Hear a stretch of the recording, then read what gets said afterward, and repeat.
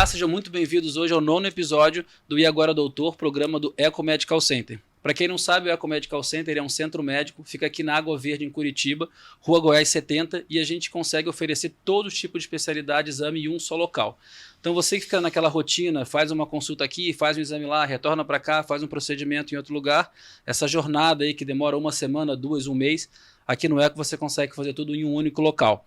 Meu nome é Patrick Gil, sou um dos diretores do Eco Medical Center e é um prazer muito grande hoje estar aqui, a doutora Luciana e o doutor Túlio, e hoje o programa vai ser dedicado a falar do Março Azul Marinho, que trata das doenças intestinais. Então também não esqueça, por favor, de entrar nas redes sociais, seguir a gente lá, traz pergunta, comentário, sugestão. A contribuição de vocês é sempre muito rica para que esse programa cada vez mais gere um conteúdo que chegue até você em casa. Nosso Instagram é @ecomedicalcentercwb e aqui também vamos colocar agora o telefone caso você queira ligar para tirar alguma dúvida, agendar uma consulta. Esse tema é extremamente importante e hoje o programa é dedicado ao Março Azul Marinho, que trata da conscientização e prevenção do câncer de intestino. E um tema recentemente muito debatido aí na mídia, né? Tivemos casos como o Conrado, o marido da ex-Paquita, Preta Gil, tivemos o Pelé também, Simoni, tivemos o Pantera Negra, um ator internacional. Todos eles passaram por esse câncer de intestino, infelizmente alguns não conseguiram superar essa doença, outros continuam vivos, e hoje a gente vai tratar bastante desse tema. Então a gente aproveita para trazer aqui hoje a doutora Luciana Clivati, que faz parte do Corpo Clínico do Eco Medical Center, o doutor Luiz Túlio também, que faz parte do Corpo Clínico, e a gente tem um prazer muito grande e agradece sempre a presença de vocês. Como eu falo, a vida do médico não é fácil.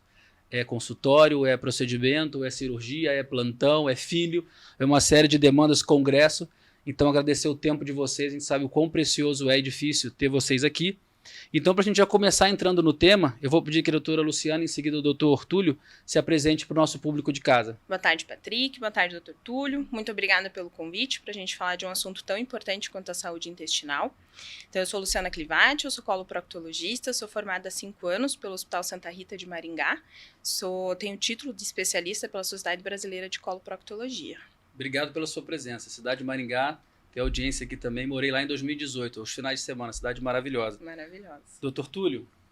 Primeiro agradecer o convite da Eco Medical, cumprimentar aqui a Luciana, que é a nossa colega, Patrick, que faz a gestão lá da estrutura, e parabenizar pela escolha do tema. Nós estamos vivendo o Março Azul Marinho, que é dedicado à conscientização e prevenção do câncer coloretal. Então, é um tema muito bem escolhido. Eu me chamo Luiz Túlio, sou formado há um pouquinho mais tempo, tenho já 36 anos de formado, dos quais 32 dedicados à área de endoscopia e colonoscopia.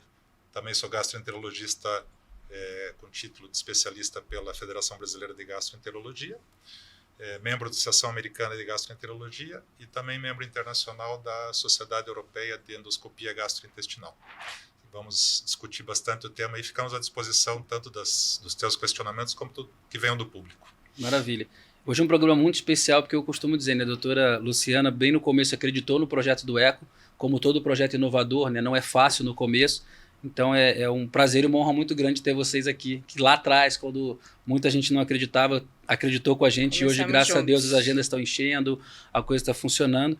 E o doutor Túlio, que veio já numa segunda etapa normal de ajuste de um projeto desse tamanho, mas que é professor também, formou muita gente, boa parte da audiência que está aqui e que hoje trabalha no Eco Medical Center, passaram em algum momento por uma residência, alguma especialização. Então é um programa muito especial e não tenho dúvida que vai ser muito rico o conteúdo de hoje. Bom, então, começando já no desenvolvimento do nosso programa de hoje, eu pergunto aqui para a doutora Luciana qual que é a importância de abordar esse assunto, ainda mais nesse mês que é dedicado a esse tema tão relevante para a nossa sociedade. É extremamente importante essa campanha de conscientização da população sobre o câncer de intestino. Hoje, o câncer de intestino ele é o segundo câncer mais comum, tanto em homens quanto em mulheres. Nos homens, perde só para o câncer de próstata e nas mulheres para o câncer de mama. Atualmente, são feitos cerca de 40 mil diagnósticos, né? Pessoas são diagnosticadas com câncer de intestino por ano. Desses 40 mil, 85% são diagnosticados já em fase tardia, quando a gente já tem uma dificuldade maior de tratamento, às vezes não tem mais a possibilidade da cura. Então é importante a gente conscientizar as pessoas que procurando atendimento até antes de ter os sintomas, então a partir dos 45 anos de idade para a população geral, você consegue uma detecção precoce ou até mesmo evitar que uma lesão benigna venha se transformar numa lesão maligna e garantir qualidade de vida, garantir que a pessoa tenha uma vida normal, mesmo que tenha tido um diagnóstico precoce. Entendi. Eu tive um caso recente na família, meu tio Jorge, tio de consideração, meu padrinho, que aí a gente vai entrar nesse tema polêmico também, um pouco da questão do preconceito, do homem. Perfeito. E ele fez o exame, né, por uma questão até já de um desconforto. Graças a Deus, eram pólipos. Para quem não sabe, eu estou aprendendo, tá? Mas o benigno não era câncer, mas já tinha algumas lesões ali um pouquinho mais delicadas. Tanto é que ele fez o exame agora, semana passada, e a gente está um pouco ansioso com o resultado. E eu queria só que você falasse um pouquinho mais, e o Dr. Túlio pode complementar, sobre a questão qual é a idade recomendada para que o paciente faça o exame e se ele teve ou não histórico na família, porque eu acho que isso também afeta a idade, para que o público de casa possa já notar aí qual que é a idade. Perfeito. A população geral é a partir dos 45 anos de idade. Isso pela Associação Americana de Cirurgia Coloretal. A Sociedade Brasileira ainda considera 50 anos, porque a gente está falando de uma estrutura de Brasil, que nem todo mundo tem acesso. Sim. Porém, já a maioria dos médicos já segue mais a Associação Americana mesmo, de começar aos 45 anos de idade e com uma periodicidade a cada 5 anos, se essa colonoscopia vier normal. Porém, se tiver histórico familiar positivo, de primeiro grau, ou então vários familiares não necessariamente de primeiro grau, é a partir dos 40 anos ou 10 anos antes do diagnóstico do paciente, do familiar mais jovem que teve o diagnóstico de câncer. Entendi. Nossa, você vê, 40 anos já. Então, para você que fica em casa aí de bobeira, se teve alguém na família com 39, você já começa a agendar teu exame e para de frescura, né? Porque hoje tem cura, a gente vai falar um pouco mais adiante também dos indicadores, aí, estatísticas de cura. Doutor Túlio, o que você consegue aí complementar para a gente sobre esse tema, por gentileza? Eu acho que esse ponto que a Luciana tocou é bastante crucial, né? Nós tínhamos até poucos anos atrás a idade de 50 anos, mas já observamos através de trabalhos de grandes estatísticas internacionais que a mudança do hábito de vida, que é a obesidade, a alimentação industrializada, a baixa ingesta de fibras, de líquidos, muito provavelmente está influenciando numa incidência um pouco maior, né, da neoplasia, do câncer de cólon em faixas etárias mais jovens. Dentro de todo esse panorama, as sociedades americanas, a europeia também, já abraçou a ideia dos 45 anos de idade. E vamos usar o exemplo que acho que é mais fácil. Se eu tive um tio com 35 anos de idade, eu tenho que começar esse rastreamento 10 anos antes, ou seja, com 25 anos de idade. Nós não tocamos aqui em temas mais específicos, que são eventualmente síndromes genéticas, que são as poliposes, que a Luciana viu bastante na especialidade dela, né, que é a coloproctologia, que são também abordagens diferentes, onde você vai ter situações específicas, segmentos específicos, e daí a importância de você estar sempre procurando o gastroenterologista, o coloproctologista, o seu médico de confiança, que vai determinar esses intervalos na dependência desse tipo de situação. Com relação ao período de repetição do exame, existe essa data, vamos dizer assim, 5 a 10 anos, porque a gente estima que desde o surgimento do pólipo até o processo de malignização ultrapasse esse período, entre 5 a 10 anos. Tá? Mas sempre vale a pena lembrar que, e nós vamos tocar nesse assunto mais para frente, sobre o preparo, sobre os cuidados, essa regra vale quando você tem um intestino que foi bem preparado, ou seja, existiu uma participação importante do paciente, né, onde você tem um profissional habilitado que saiba fazer bem o exame com equipamento de confiança. Né? Então, esses são pontos fundamentais para que você possa daí seguir essa metodologia de 5 anos ou 10 anos. Sim. Okay? É interessante esse tema, doutor Túlio, porque no caso do meu tio aí, para quem está em casa, ele fez o primeiro exame, aí encontrou alguns pólipos, depois vai vir uma pergunta falando mais sobre isso, foi feito o diagnóstico e aí deu negativo, né, que não era cancerígeno. E o médico recomendou que ele refizesse o exame 6 meses depois, e aí tecnicamente você pode explicar, porque a pergunta é um pouco em relação a isso. Ele falou, você tem que fazer daqui a 6 meses de novo, porque existe um percentual X que mesmo com equipamento de alta qualidade, no caso era um equipamento de ponta, que tinha resolução de imagem muito boa, pode ser que alguma bolsa do intestino, depois você me fala o termo técnico, poderia não ter sido vista pelo aparelho, como se a câmera não conseguisse alcançar todos os lugares. Então aí a pergunta vem em relação a isso. Como que a colonoscopia se torna aliada nesse processo para diagnosticar e também no processo de prevenção. Então, é justamente isso que a gente havia acabado de comentar. Uma vez bem indicado o exame, a participação do paciente no preparativo, né, na dieta adequada, no uso do laxante, na ingestão dos líquidos que são recomendados pelos serviços de endoscopia, é bastante importante, porque a técnica da colonoscopia, você tem um aparelho de visão frontal, né, e o cólon, o intestino grosso, ele não é um órgão reto, ele é um órgão tubular, mas realmente ele é cheio de curvas, de reentrâncias, então você pode eventualmente, durante o exame de colonoscopia, passar uma pequena lesão desapercebida. Né? A gente tem um trabalho da Sociedade Europeia que é bastante interessante, onde eles pegaram desde os experts, professores com muitos anos, até os residentes, até o pessoal que estava começando, e o índice de possível falha ele varia de 7% a 30%. Nossa Senhora! Né? Então, quando você tem um bom colonoscopista, com um bom aparelho, com um bom preparo, você pode em até 7% dos casos deixar passar, mas chama atenção, pequenas lesões. E essas pequenas lesões, como a gente já citou, elas vão levar de 5 a 10 anos para se desenvolver. E daí a necessidade do segmento. Aliado a isso, acho que a Luciana vai comentar alguma coisa daqui a pouco também, a importância do diagnóstico correto, uma vez que você retira essa lesão e manda para o patologista, que vai fazer a análise microscópica. E isso vai ser um dado bastante importante depois também para a gente fazer e programar o segmento, às vezes, em segmentos mais curtos do que a gente está falando nessa data. Porque às vezes a pessoa fala, 5 anos, 5 anos, 5 anos. Tinha um pólipo, falaram que era nada, só vou voltar daqui 5 anos. Não, você não decide isso. Exatamente. Como o caso do teu tio foi 6 meses, às vezes algum detalhe ali da biópsia fez com que se pensasse que 3 a 6 meses era mais seguro. Sim. Tá. São situações mais de exceção, né? Mas elas existem e quem tem que determinar isso é o seu médico assistente. Tá bom? E um ponto que é importante, a gente participou muito do processo, né, da montagem da clínica do eco. Aliás, a gente vai colocar umas imagenzinhas aqui do espaço que realmente é diferenciado. Sem dúvida. Eu ainda não fiz a colonoscopia, mas está chegando minha hora, faço 40 esse ano, então como eu não tive diagnóstico, faltam 5 anos. Se tiver que fazer antes também eu faço, que é uma bobajada essa coisa toda.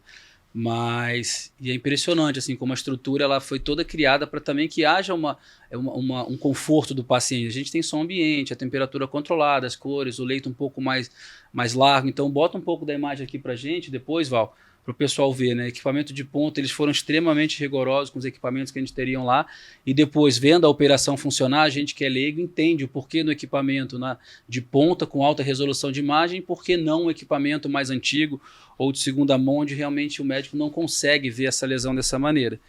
Dando continuidade aqui agora, doutor Luiz, que outras doenças que na colonoscopia você consegue ajudar a identificar? Isso é uma coisa bastante importante, porque nem sempre a colonoscopia ela é indicada única e exclusivamente para a prevenção ou para o diagnóstico de câncer de intestino, por câncer de cólon. Porque muitas vezes o paciente ele é recomendado para fazer o exame porque ele tem um sangramento. Né? E esse sangramento, em uma boa parte das vezes, não tem na sua origem um câncer. Pode ser uma doença orificial, que é as doenças aí clássicas, a hemorroida, a fissura, a fístula. Né? O paciente pode ter uma doença inflamatória intestinal. As mais comuns são a retocolite ulcerativa e a doença de Crohn. Né? O paciente pode ter uma angiodisplasia, que é uma malformação vascular. Então, são todos potenciais causas de sangramento. Né? E você, às vezes, entra para fazer, suspeitando de que é uma neoplasia, que é um câncer, que é um pólipo, eventualmente grande, que possa estar sangrando. E, para a felicidade do paciente, é uma hemorroida interna. Né?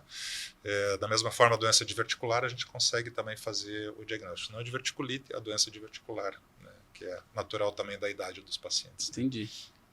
Doutor, eu queria perguntar a você sobre isso. Nem está aqui no nosso roteiro, mas qual que é a diferença de hemorroida, fístula e...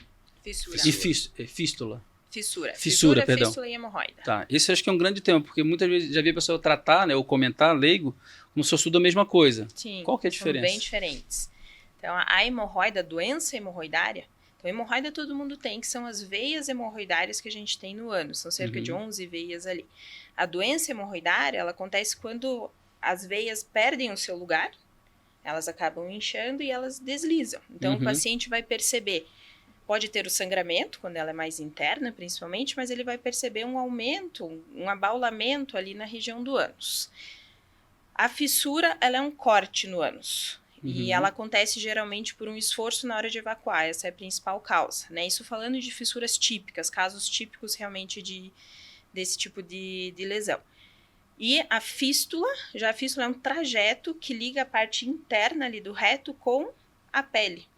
As causas de fístula, então, principal que se vê é um abscesso, é uma inflamação de umas glândulas que existem ali no reto. Ela inflama, faz um abscesso, e o abscesso, ele é a parte aguda da infecção. A parte crônica seria a fístula. Então, ele não cicatriza 100%, acaba ficando um túnel que liga a parte externa à parte interna. E o sintoma que o paciente vai ter é pus. Fica saindo pus ao redor ali do ânus, às vezes pelo ânus também. Ele sangra também. Pode ter sangramento também. Então, as 3 doenças podem dar sangramento. E todas têm tratamento. Todas têm tratamento. Inclusive o câncer tem tratamento, né? Então Exatamente. veja a importância de você fazer o exame com prevenção. Se tiver um sinal, corre rápido. Porque pode não ser um câncer também, né? Eu tô brincando aqui, mas antes eu tava brincando, não. Eu vou brincar aqui um pouco agora, porque eu tava falando com o Dr. Túlio no cafezinho antes da minha mãe, né? Como ela tem desespero de médico. E ela agora fez 66, 67 anos. E eu falei, mãe, você tem que se tratar, você tem que fazer mama. Não, mas eu não faço porque eu li numa matéria, eu sempre falo aqui do Dr. Google, né? Que agora falaram que os raios que a mamografia faz pode causar lesões cancerígenas. Eu falei, cara, isso é um absurdo total. Você tem que fazer exame. Então ela arrumou uma desculpa para não ter que ir na máquina. Ela precisava fazer uma tomografia de seios da face para uma cirurgia de desvio de septo. Não entra na máquina porque emite raio, sei lá do que. E não vai no ginecologista há 10 anos. Então, assim, se você está com algum sinal, cara, quase tudo tem tratamento. É uma ignorância absurda. E eu estou falando de uma mulher, né, com formação, com condição, que viajou. Enfim. Então, é importantíssima essa questão da prevenção. E sai fora do Dr. Google, vai no médico. Não é à toa que eles estudam 5 anos, 6 de medicina, mais 3, 4 de residência, mais especialização, mora fora, gasta uma fortuna se especializando, para o cara dar um clique no Google lá e tomar uma decisão de se automedicar ou se autotratar. Então, e nem sempre sempre gosto de o reforçar. tratamento é cirúrgico. Acho importante a gente falar isso também. Né? Que a pessoa não vai constar porque ela tem medo, porque ela não quer fazer uma cirurgia. Mas a maioria dos casos a gente consegue, muitas vezes, resolver no consultório, resolver com tratamento, com colonoscopia, nos casos precoces. Sim. Então, realmente tem que tirar essa imagem ruim do que vai acontecer. Eu vejo cada vez mais a medicina evolui para não cirurgia. E quando é cirúrgico, como a cirurgia cada vez mais é microcirurgia, né? Eu tenho visto muito isso agora, estou no setor, aprendendo e acompanhado, é impressionante, né? Um paciente antigamente fazia uma cirurgia, ficava 2 dias internado, hoje, às vezes, em 3, 4 horas ele está em casa. Exatamente. E super bem. Então, a medicina está evoluindo muito, então parem de frescura e vá tratar. Continuando aqui, doutora, quais são os sinais, assim, os principais sinais que, para quem está em casa, ficar atento, que pode mostrar que o intestino pode estar comprometido e ter essa preocupação de procurar o médico logo? O sinal mais comum que leva o paciente ao consultório é sangramento, né? Um sangramento, seja ele a evacuar ou um sangramento espontâneo ali na hora, mesmo sem evacuar, sentir um sangramento. Então, o principal sintoma que leva o paciente a procurar ajuda é o sangramento. Seja um sangramento ao evacuar ou um sangramento espontâneo. Mesmo sem evacuar, ele tem sangramento anal. Além disso, dor abdominal. Então, a barriga ficando mais inchada, dolorida também pode identificar alguma doença. Emagrecimento inexplicado, o paciente começa a perder peso sem fazer dieta, sem estar tentando emagrecer. A alteração do hábito intestinal, então a pessoa normalmente ela é constipada, de repente começou a ter diarreia, ou o contrário. Agora eu gosto. O que é constipada? Constipada é uma pessoa que fica sem evacuar. Então, constipação, ela se define evacuação menos que 3 vezes por semana, ou mesmo que evacue mais que isso, com a consistência das fezes endurecida e a pessoa não sente alívio após a evacuação. Então, isso define a constipação, a prisão de ventre, né, que os pacientes vêm procurar ajuda. E a diarreia seria uma frequência da evacuação maior do que 3 vezes ao dia, ou mesmo que seja menor que isso, a consistência das fezes mais líquidas. Então, seria essa a definição do hábito intestinal. E qualquer alternância disso do seu habitual pode dizer que teu intestino esteja doente também. Outra coisa que às vezes é mais sutil, por exemplo, o paciente vai fazer um exame de rotina e aparece uma anemia. Anemia inexplicada, não dá para saber se é por falta de ingestão dos nutrientes mesmo, ou se é um intestino doente que não consegue absorver adequadamente vitamina, ferros, nutrientes necessários. Entendi. É legal esse tema também que você trata, né? Porque quando já está com sangramento, em tese, já está no estágio mais evoluído, não do câncer, mas seja lá da doença que a pessoa pode estar tendo. Mas essa questão, depois eu quero até que a gente dê um destaque sobre os sinais antes de chegar ao sangramento, né? A pessoa já observar, você falou perda de peso, dor abdominal, anemia. Inchaço, anemia. Isso. Legal, ok. Quanto antes, melhor. Exatamente.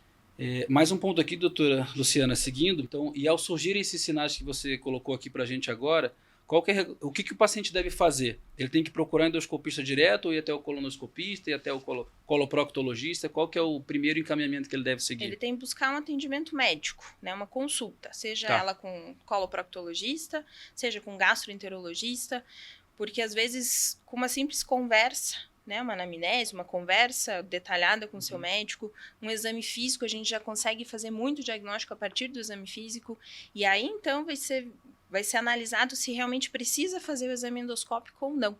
Como a gente falou, nem todo sangramento a gente vai suspeitar de câncer. Examinou, viu que é uma hemorroide, um paciente jovem, sem outros sintomas, muitas vezes ele nem vai precisar fazer a colonoscopia. Então, primeira coisa, ele precisa de uma consulta médica adequada. Ótimo. Dando continuidade aqui, doutor Túlio. Sim. Quais são as principais preocupações que o paciente hoje chega para você na hora de fazer o exame? Então, ele foi lá, está com desconforto, foi a doutora Luciana, ó, vamos fazer um exame aqui de colonoscopia. O que ele hoje chega lá mais preocupado? Quais são essas... Até um pouco desse mito eu queria que você entrasse. Sim,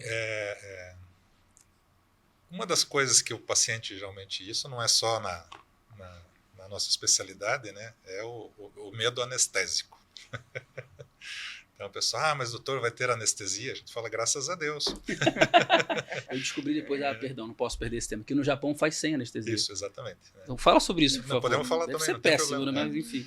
Então, o que a gente, como eu falei, como eu já tenho 35 anos de formado, então a gente começou a fazer os exames na época em que a gente mesmo sedava ou até sem sedação. Né? Então a gente pegou toda essa jornada do paciente, desde sem sedação até uma sedação em que o próprio profissional da endoscopia fazia, e hoje que a gente tem a companhia do anestesiologista durante todos os exames. Tá? E eu posso dizer sem sombra de dúvida para vocês que é mais perigoso andar na rua do que fazer uma anestesia para um exame endoscópico. Né? É um procedimento extremamente seguro. Lá na ECO a gente tem todo paciente que vai fazer o exame, ele vai passar primeiro por uma entrevista com o anestesiologista, inicialmente através de um questionário, posteriormente, se for necessário, ele vai fazer essa entrevista ou uma consulta presencial. A partir daí a gente vai determinar se tem algum risco, se há necessidade de uma avaliação complementar, por exemplo, de um cardiologista, alguma coisa nesse sentido. Mas a droga principal que é utilizada hoje, que é o Propofol, como anestésico, é uma medicação extremamente segura, né, dentro de todas essas características, porque ela é uma ação de efeito muito rápido. Né? O anestesista fica conosco durante todo o procedimento e ele vai injetando conforme a necessidade. Né? Então, pequenas doses conforme a necessidade, onde quando a gente fala, estou acabando o exame, ele cessa a injeção da medicação. Em poucos minutos, realmente muito poucos minutos, o paciente já está acordado. Então ela atua muito rápido e reverte muito rápido. Muito profundo e reverte muito rápido. Então, uma das que você me questionou, um dos itens realmente é esse, vale o medo que as pessoas ainda têm da anestesia, porque o pessoal ainda lembra lá da Clara Nunes, né? Fala assim, pô, gente, né? Medicina, assim como os carros evoluíram, a medicina evoluiu bastante, né? Verdade. Então, um dos temas seria realmente a anestesia, e a gente pode dizer para os pacientes que é um procedimento extremamente seguro com relação à anestesia. O segundo é o preconceito até do homem, né, que mas eu vou lá e vão fazer um toque, vão fazer uma colocação do aparelho via anal. É uma tremenda besteira, né? Isso é combatido muito também pelos urologistas, né? Porque o homem não quer lá fazer o exame do toque para o diagnóstico da próstata. E na endoscopia a gente tem se eu posso então dizer na colonoscopia como um fator que vai minimizar isso, o paciente vai estar sedado. Eu ia falar exatamente Entendeu? Esse ponto. Ele vai estar sedado, ele vai estar dormindo, ele não vai nem saber o que aconteceu. Tá? E lógico, é um ambiente profissional de respeito, né? Não tem nem o que a gente falar a respeito disso. Né? E às vezes o paciente tem também, um tema que a gente tem que tocar, né, que são eventuais complicações do exame colonoscópico. Né? Como todo ato médico, né, a colonoscopia e a endoscopia não são procedimentos isentos de risco. Né? Porém, ressalto que os riscos são tão maiores quanto pior o lugar que você vai fazer, o profissional não for treinado, o aparelho não for um bom aparelho, né? Então, jogando ao contrário, um bom profissional com experiência, com treinamento, com formação, com um bom aparelho, dentro de uma equipe com anestesiologista que vai deixar o paciente sedado, tranquilo, um bom preparo do intestino, as estatísticas jogam muito a nosso favor. Né? Nós estamos falando de uma eventual complicação para cada 10 mil exames atualmente. Então, são coisas assim que deixam a gente bem mais tranquilos, né? Com relação a essas estatísticas. Né? Então, como eu falei, hoje em dia é muito mais perigoso você andar na rua do que se submeter a um exame colonoscópico. E o risco do que você pode ter de doença de não fazer o exame é muito maior do que o eventual mínimo risco da anestesia, né? Perfeito. E eu queria aprofundar um pouco no tema anestesia, apesar de vocês não serem mais tão bem habituados a lidar, porque eu tinha muito essa dúvida em casa e acho que muita gente aqui pode ter também. Quando você fala de uma anestesia dessa, que vamos usar o termo bem popular, assim, anestesia leve, sutil, eu acho que tem gente em casa que pode pensar como eu pensava, vou fazer uma colonoscopia, vamos anestesiar, você já pensa no cara entubado, né, no respirador. E explica, você tem intubação, que é uma anestesia geral, nessa anestesia que é uma sedação, explica para o pessoal de casa não ter medo, a colonoscopia não vai entubar ninguém. Não, exatamente, isso a gente fala também para os nossos pacientes que chegam essas dúvidas no consultório para nós também, fala, você não vai ficar entubado, você vai ficar respirando naturalmente, é um sono próximo, muito próximo do normal, tanto é que os pacientes sempre brincam, pô doutor, posso levar para casa? Nossa, né? Eles adoram, quero levar o anestesista, um pouco mais posso ficar um pouco mais. Mãe de filho pequeno, então? Isso, as pessoas chegam muito estressadas, né? O ritmo de vida que a gente leva hoje, o pessoal muito estressado, então, entre aspas, acaba sendo até uma terapia, a pessoa ela ter aquele sono praticamente fisiológico, uma medicação segura, respiração espontânea, apenas com uma suplementaçãozinha de oxigênio, né, porque o paciente fica monitorizado o tempo todo, para a gente ter esses parâmetros de segurança. Então, tanto é que existe até entre os próprios anestesiologistas, uns falam, não, é uma anestesia, e outros falam, não, é uma sedação. Até entre eles existe essa, né, vamos dizer, essa dicotomia, falam, não, é anestesia mesmo, porque o paciente perde a consciência. E dentro do critério, realmente, você pode considerar uma anestesia, mas se a gente pudesse usar o termo, é bem o que você citou, é uma anestesia leve. Uma reversão em 10, 15 minutos. Muito menos que isso. Eu estou lembrando um caso, vocês falando da esposa de um amigo que esteve lá, fez o exame com vocês, e eu estava lá embaixo na cafeteria, daqui a pouco ela chegou ainda assim, me acordando, mas super bem, normal. Ela falou, nossa, que coisa maravilhosa, eu queria ter ficado lá mais umas 6 horas, eu não durmo assim há 30 anos. É bem isso. É bem isso. Que é o sono profundo, né? É bem agradável. Bom, se você quiser complementar, por favor. Não, essa é o que você falou, é o que a gente vê, né, Luciano? Os pacientes falam muito isso, tanto no consultório depois, como ali no pós-procedimento, todos eles... O paciente acorda tranquilo, né? Não acorda com aquela ressaca dos sedativos. Hoje se usa muito mais o propofol, né? Sim. Esse é outro ponto legal, né? Antigamente parece que o paciente saia nauseado, enjoado. Hoje em dia, com esse propofol, o que você tinha antigamente, como eu falei, como eu passei por todas essas fases, a gente usava uma outra medicação que era o midazolam. Então, o midazolam, ele é uma medicação que é um benzodiazepínico que ele dá sonolência e ele dá amnésia. Então não é pouco frequente, também as pessoas falarem que, mas uma vez eu fui lá, fiz um exame e falei tudo, e minha esposa ficou, ou meu esposo falou que eu fiquei falando um monte de besteira. Então realmente isso era uma situação que de muitos anos atrás acontecia por causa da característica dessa medicação, e que hoje realmente não ocorre. Você ceda, o paciente dorme, acorda consciente, né? Então, se alguém tem algum medo com relação a isso, pode perder, que não vai falar nenhuma bobagem lá conosco. É um sono da bela adormecida. Acorda lindo e maravilhoso. Perfeito. Bom, um outro ponto que eu queria perguntar aqui, doutora Luciana, que eu acho que pode ser uma curiosidade até do pessoal de casa. Para que serve o intestino no corpo humano? Qual que é a função dele dentro do nosso organismo? O intestino, então, ele se divide em intestino delgado, né, que é a parte maior do intestino, tem cerca ali de 4 metros, e nele acontece a absorção de nutrientes. Então, de vitaminas, de minerais. E aí, quando chega no intestino grosso, que aí é o final do intestino, tem ali em torno de 1 metro, mais ou menos, aí é a absorção de água. Então, chega ali, digamos, 1,5 litro, mais ou menos, de intestino grosso, e no final se evacua cerca de 200 ml. Então, esse é o papel do intestino grosso, é a reabsorção de água. 1,3 kg de água? Exatamente. Que veio pelo intestino delgado. Então, é absorvido, vai para o rim, para o restante do funcionamento do corpo. E aí, o intestino grosso, então, ele absorve a água, até que no final fica o bolo fecal, que é o que a gente vai evacuar, que daí é a função do reto, né, no finalzinho do intestino. Oh, que interessante.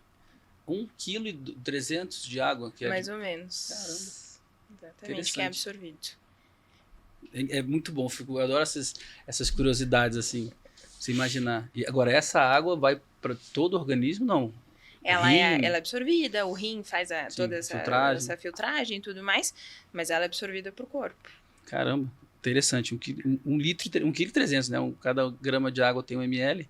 E vai para bexiga, Sim, enfim, daí sim. a gente vai acabar urinando, mas é ali que a gente vai absorver. Mais uma pergunta que é curiosidade pessoal. Agora eu já sei, mas acho que pode ter mais gente curiosa em casa.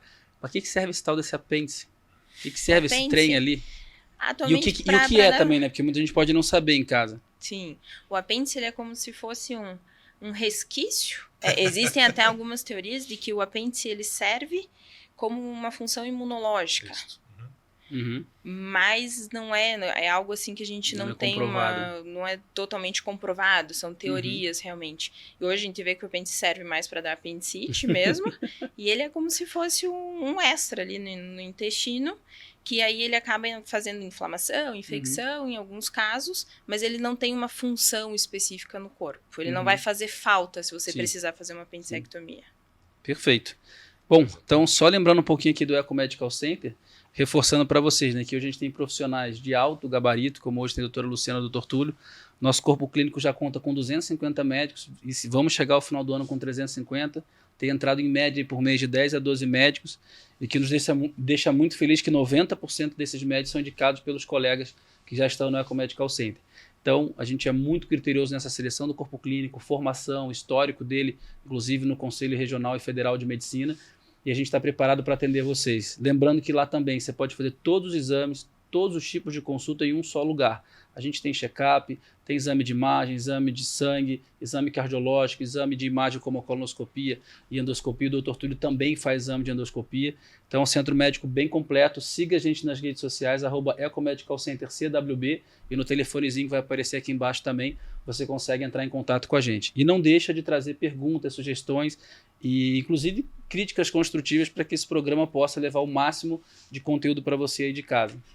Bom, vamos dar continuidade aqui, doutora Luciana. Quais os impactos que o nosso corpo sente quando o intestino está comprometido? E quais as funções que são afetadas primeiro, assim? Primeiro, o hábito intestinal, né, como a gente comentou aí, de constipação, de diarreia, normalmente é o primeiro sinal que vai aparecer.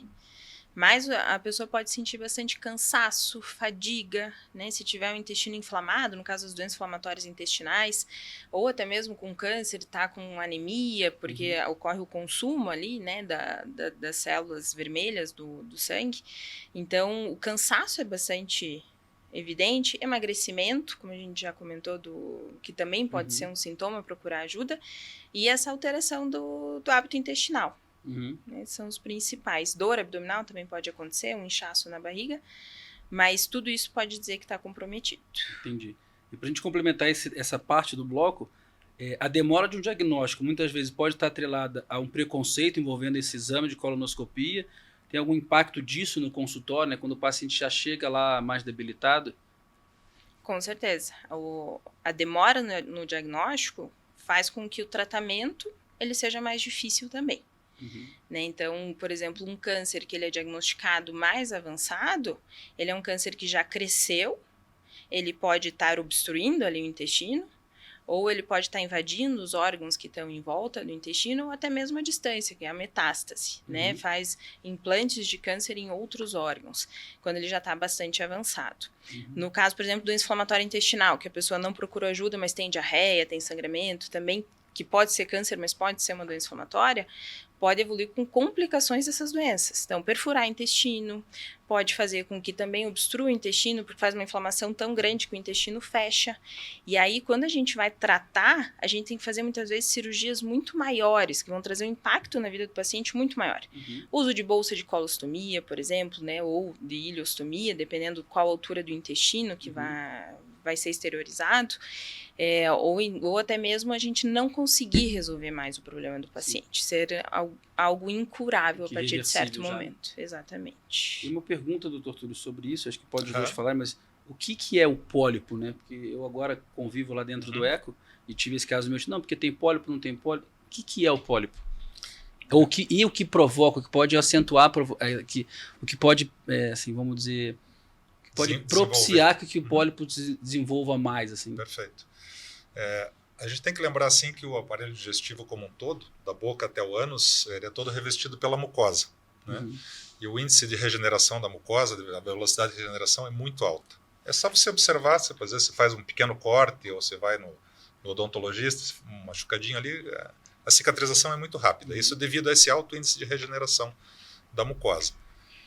Em algum momento, seja por uma característica genética, seja por um fator externo, daí podemos botar aí o tabagismo, que a gente já citou, tabagismo, hoje em dia a obesidade, as dietas pobres em fibras com alimentos industrializados e ultraprocessados, né? Podem ter o álcool, né? Podem fazer com que essa multiplicação celular ocorra de uma maneira desordenada, né? Então, inicialmente, você vai ter o que a gente chama de um pólipo. O pólipo, ele não é uma exclusividade do intestino. Você pode ter pólipo na vesícula biliar, você pode ter pólipos nasais, você pode ter pólipos uterinos, enfim, você pode ter pólipos onde quiser. E para ficar mais fácil da pessoa entender, é como se fosse uma verruga. Tá? Então, você olhou, tem uma verruga aqui, perfeito. Só que dentro do intestino, essa verruga ela pode ter algumas características, né? Ela pode ser, como eu costumo explicar para os meus pacientes, ela pode parecer como se fosse um gramado, ou seja, uma lesão plana. Ele pode ser como se fosse um arbusto, ou seja,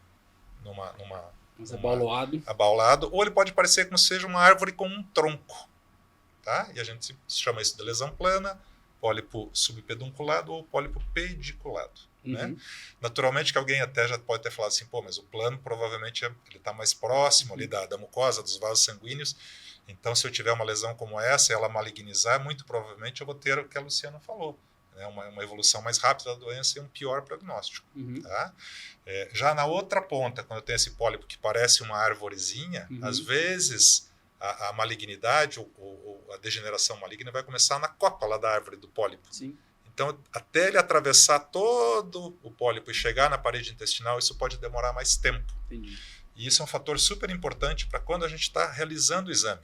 Porque quando eu pego uma lesão dessas, muitas vezes, né, a gente tem vários casos, inúmeros casos de pacientes, onde a gente realmente fez a ressecção na hora da colonoscopia e depois o patologista falou, já tinha um tumor instalado. Mas estava lá na ponta Só que estava lá em cima. Copa da árvore. Nesse ponto, a colonoscopia é curativa.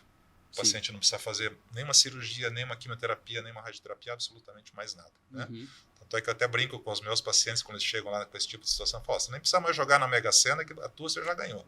Né? Fez o exame, às vezes, preventivo, no paciente assintomático, a gente encontra esse tipo de lesão, retira e já tem a cura do paciente. Né? Até para a pessoa em casa entender, porque eu aprendi com vocês, a ressecção, ele aproveita já no momento do exame, né? Depois vai explicar tecnicamente na frente, tem uma pergunta sobre isso, e ele já faz a retirada dessa lesão, porque ela não é uma lesão plana.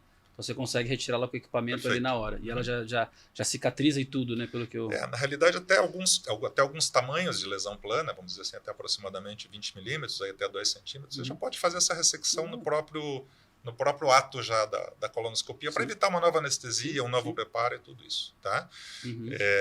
Lesões um pouco maiores, assim, ou às vezes em localizações, porque a colonoscopia, ela como você falou, tecnicamente, por vezes a localização dessas lesões é um pouco mais complicada. Quando ele está dentro da válvula, que o intestino delgado chega no colo, no intestino grosso, que é a válvula ileocecal, às vezes está abrangendo ali, ou ele está na base do apêndice, que o apêndice vai lá para dentro, ele está invadindo o apêndice. Então, tem algumas situações que, tecnicamente, ou um intestino muito tortuoso, no paciente que já teve vários casos de diverticulite aguda, você não consegue deixar o aparelho numa posição de segurança para poder realizar o procedimento. Né? Então, nesses casos, a gente às vezes pode fazer numa segunda etapa, com uma outra técnica, ou às vezes até encaminhar diretamente para o cirurgião, para o coloproctologista, a ressecção cirúrgica vai se mostrar mais efetiva do que o ato endoscópico. Mas a imensa maioria das lesões são lesões pequenas, né, até 2 centímetros, onde a gente já consegue resolver durante o próprio exame. É legal, você faz o exame, se for o caso, já vira um procedimento na hora, e aí a importância, como ele falou algumas vezes aqui, o Dr. Túlio, de você ter uma equipe médica de excelência, bem treinada, com equipamento bom, num lugar seguro. Perfeito. Porque, eventualmente, um aventureiro pode tentar retirar uma lesão e causar um problema muito maior. Perfeito. E um médico bem treinado, bem qualificado, fala, essa lesão aqui, eu prefiro deixar para uma segunda etapa e voltar para o coloproctologista ou para o cirurgião coloproctologista. Eu tenho uma frase que sempre eu gosto de citar, Patrick, que é assim, o bom profissional não ultrapassa limite. Verdade. Tá? Então, muitas vezes, a maturidade traz isso para a gente, né? É você saber quando não mexer, quando não intervir, quando não indicar uma cirurgia, quando não indicar um exame, quando não indicar um tratamento. Né? Então, por isso que a gente fala, e todo profissional que tem a sua formação, que faz uma boa residência, ele vai ter isso porque os professores vão passar isso para ele. Sim. Né? Então, daí a importância de você ter uma equipe qualificada dentro do centro médico de ponta, né? Para evitar justamente essas complicações desnecessárias. Complicações todos podemos ter, mas essas são muito minimizadas quando você trabalha dessa forma. E você tratou um outro ponto, né, doutora Luciana, que eu acho legal falar, que é você estar num ambiente preparado, porque assim, se tem algum lugar em que você pode, eventualmente, né, passar por uma complicação, que seja dentro de um centro preparado, porque se você passa por uma complicação num lugar não preparado, isso pode se agravar e causar algo muito, muito sério. Mas se você está lá e tem uma complicação, corpo clínico preparado, ambiente preparado, toda essa questão, né, de como você vai tratar esse paciente, você está no melhor lugar do mundo, vamos dizer assim, para que você tenha alguma intercorrência. A gente sempre trabalha e reza para que não aconteça, mas se acontecer, o time também está preparado para imediatamente atuar e cuidar do paciente. A gente, graças a Deus, não teve nenhum caso no eco dentro da endoscopia, nem no centro cirúrgico, mas se acontecer, a gente está muito preparado para isso. Perfeito. Treinado, todos os POPs, enfim, todos os equipamentos que são necessários, remoção, tudo. Mas trabalhamos para que isso não aconteça. E é o medo muito do cara de casa, né? Ai, meu Deus, mas se eu passar mal, cara, que seja lá, né? Lá tem médico profissional preparado para isso. Imagina se você passa mal num açougue, como eu costumo falar, fazendo um exame, ou fora num centro adaptado e adequado para isso. Essa é uma coisa, vale a pena a gente ressaltar também, Patrick, que foi essa evolução que a gente falou da técnica anestésica, da medicação, e que hoje o profissional da endoscopia ele está preocupado única e exclusivamente em realizar o exame. Você tem um outro profissional médico, que é o anestesiologista, que está cuidando da segurança, da ventilação, da sedação, dos dados vitais, da monitorização do paciente. Né? Naturalmente que existe uma sincronia muito grande entre os dois profissionais durante o procedimento, né? Mas cada um no seu quadrado, cada um fazendo o que tem que fazer. Você não está o colonoscopista fazendo o exame, daí vai se preocupar para tirar um pólipo, o paciente se mexeu, ele tem que parar para sedar. Então isso não existe. Tá? Então isso é super importante no resultado final. É o que eu brinco, né? Igual o carro de Fórmula 1, você vai fazer o pit stop, um cuida do pneu, outro cuida da gasolina, outro cuida da sinalização. Perfeito. E por isso que faz, antigamente eu vi um vídeo, era 9, 12 segundos, agora faz em 3 segundos. A medicina evoluiu mais ou menos dessa forma, né? A subespecialização. Mas só pegando mais um gancho aqui, que a gente está falando sobre a questão da subespecialidade, né? O eco tem 35 especialidades, mas se você falar em subespecialidade, a gente não consegue nem mais contar. Então, dando um exemplo prático aqui, né? Você tem o gastro, aí tem o gastro especialista na parte mais de cima, que seria esôfago, estômago, tem a coloprocto, a gente tem a parte de ortopedia, o cara de pé, de mão, cotovelo, ombro, joelho, quadril. Então, hoje o eco oferece isso para vocês, né? A medicina cada vez mais está segmentando o que é bom. Então, você tem o especialista do especialista do especialista e, naturalmente, os tratamentos, eventualmente cirúrgico ou tratamento clínico, ele acaba tendo um desfecho muito melhor para o paciente. Falando sobre agora o preparo e o espaço, doutor. Perfeito. Como que é feita a preparação do paciente que vai passar pelo exame de colonoscopia? Então, o paciente ele vai ter uma solicitação de um colega, pode ser o clínico, pode ser o gastro, pode ser... Às vezes, a gente recebe muita solicitação também dos ginecologistas, né? Porque a paciente tem o hábito de ir no seu ginecologista e ela já pede todos os exames, né? Então, isso já é hoje uma rotina, a gente vê bastante esse tipo de solicitação. Então, ela vai no seu ginecologista para fazer a mamografia, o preventivo de colo de útero e o profissional já fala, opa, você já está com 45 anos, está na hora de fazer a sua colonoscopia. Então, a gente recebe o pedido vai dar entrada na nossa central, na nossa secretaria, e a partir daí inicia um processo de segurança para que o paciente chegue da melhor forma possível, justamente para minimizar todos aqueles riscos que a gente falou. Né? Então, inicialmente vai ser enviado para esse paciente um questionário, onde vai ser perguntado a indicação, as medicações que ele usa, se ele tem alergia, se ele tem algum outro problema de saúde severo, se ele já fez cirurgias, peso, a idade, a altura, enfim, se tem alguma limitação, né? Tudo isso é colocado nesse questionário. Esse questionário retorna para a nossa equipe e os anestesiologistas avaliam esse questionário e, como eu já citei anteriormente, se houver a necessidade, esse paciente vai passar por uma consulta presencial. Ou será solicitado a ele, então vamos pegar um exemplo aqui, o paciente ele já teve um infarto cardíaco, ele já colocou o stent, né, que é o tratamento angiográfico, né, angiológico para esse tipo de doença, ele usa medicações que são anticoagulantes, que podem nos atrapalhar naquele momento que eu falei de realizar a retirada do pólipo, que pode Sim. ficar sangrando, né? Então, nós não vamos suspender essa medicação, porque a gente, quem conhece esse paciente a fundo é o cardiologista dele, é o clínico dele, é o médico dele, o neurologista dele, no caso de um paciente que tinha tido um acidente vascular cerebral, um derrame, né? Então, ele que vai dizer, não, esse paciente já está comigo há 10 anos, ele está equilibrado, pode suspender essa medicação por X dias e realizar o procedimento, né? Dessa forma, então, esse paciente ele vai chegar lá para nós equilibrado, né? E ele também, se ele tiver alguma dúvida, ele vai essa dúvida desculpe. Também, se ele tiver alguma dúvida, essa dúvida é direcionada para a equipe e a gente pode tirar essas dúvidas. Então, a gente poderia até dizer assim, não existe um protocolo padrão. O protocolo ele é personalizado para cada paciente. Perfeito. Eu acho que assim, a gente tem as linhas mestras, né, das rotinas, os procedimentos operacionais padrão nosso, né, do atendimento desse paciente, né? Mas ele é individualizado, porque cada paciente é diferente, né? Liberado, pronto, opa, pode fazer o exame? Pode. Então, vamos para o preparo propriamente dito, que vai consistir de uma dieta, né, 2 a 3 dias, dependendo, a gente leva em consideração o ritmo intestinal, se o paciente tem muita diarreia ou se ele tem o intestino muito preso, que é uma dieta sem fibras vegetais, porque as fibras nos atrapalham na hora do exame. O paciente tem uma dificuldade em limpar o intestino, mesmo com os laxativos potentes. Então, a gente pede ali de 2 a 3 dias com essa dieta sem fibras. Pô, vou ficar 2, 3 dias sem comer? Não, se você quiser comer lasanha na manteiga, 3 dias você pode comer, porque não tem fibra. Tá? Pode comer o pão branco, você pode comer a bolacha, né?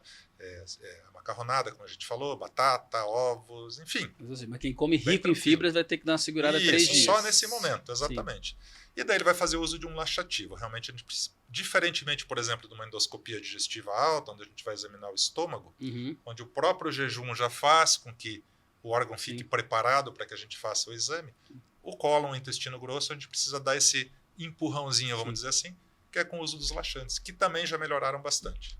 Tá? Durante o processo de tomada desse laxante, que é durante a noite, o paciente vai ingerir também bastante líquido, que faz parte do processo de limpeza, e essa ingestão de líquido para nós é muito boa e para o anestesiologista é muito bom, porque a gente mantém o paciente hidratado. Então ele não chega lá desidratado, ele não chega com o paciente, ele chega com os dados vitais geralmente normais, estáveis, chega bem, não chega com tontura, né?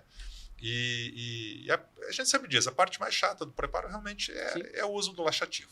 Esse não tem como ainda a gente liberar o paciente disso. Para entender em casa, assim, a ideia do laxativo, isso eu estou errado, é para limpar, né? Porque você vai entrar com uma câmera de alta resolução. Se ele entra e o cara não está com preparo, você não consegue fazer um exame adequado. Tem que estar tudo limpinho, brilhando, assim, faxina feita. E daí volta naquele ponto nesse que eu falei, que é essa participação importante do paciente nesse momento. Levar a sério, né? Porque se eu tenho um exame normal, bem feito, um paciente jovem, sem história familiar, sem queixas, eu vou falar para ele, volte daqui 5 a 10 anos. É confiável, né? Porque ele fez um preparo bem feito. Se ele não fez, a gente pode falar assim, poxa vida, teu preparo não estava, você vai ter que repetir daqui, às vezes até... 2 dias, 3 dias. 2, 3 dias, você vai ter que fazer de novo o preparo para a gente... Troque 3 dias por 5 anos, se tiver tudo bem. E a gente espera que esteja sempre tudo bem. É mais ou menos isso. 3 dias. A ideia é mais ou menos essa. Só queria acrescentar uma coisa que eu acho importante a gente falar. O Dr. Túlio falou desse preparo durante a noite, né? Uma coisa que os pacientes têm muito receio de fazer colonoscopia à tarde, por exemplo. Sem dúvida. Porém, qual é o benefício de fazer à tarde? Você faz o preparo bem cedinho. Então, tem o jejum, claro, a pessoa vai ter que acordar e ficar em jejum até a hora do seu exame, mas ela consegue fazer o preparo pela manhã. Então, digamos que um dia fica comprometido, ela não fica com a noite comprometida e mais o outro dia. Então, também é um horário bom de se fazer. Tem que tirar esse preconceito. Do laxante, assim, quanto tempo que ele tem que ficar no laxante? 3 dias de dieta, mas o laxante é o quê? Uma noite, 5 horas, 8 horas, 10 horas? É mais ou menos o que a Luciana falou, varia um pouco, né? Quando o pessoal relançou o Picoprep aqui no Brasil, eu fiz um trabalho para eles lá no meu outro serviço que eu trabalhava. O Picoprep é o laxante. É o laxativo, isso. É o picosulfato de sódio, que é o que a gente utiliza lá no Ecomédica. E a gente teve, assim, o início de ação da medicação desde 40 minutos até 3 horas.